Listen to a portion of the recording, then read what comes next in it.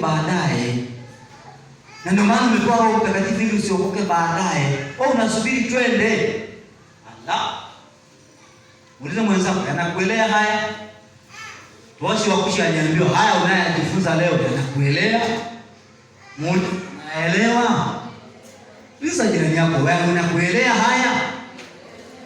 Roho Mtakatifu alikuja juu ya Yesu kwa sababu kulikuwa na kazi ya kufanya. Jamani, Bwana Yesu asifiwe sana.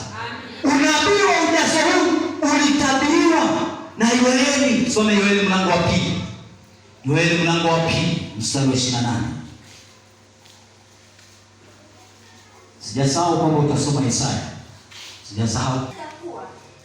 Baada ya hayo ya kwamba nitamimina roho yangu juu ya wote wenye mwili. Hata itakuwa baada ya hayo nitamwaga roho wangu juu ya wote wenye mwili. Na wana wenu na watoto wetu, waume kwa wake, vijana wa kiume na kwa wanawake na wanaume watatabiri. Wazee wetu wataota ndoto za kinabii, si za kula ugali. Na vijana wenu wataona maono. Na vijana wetu wataona maono.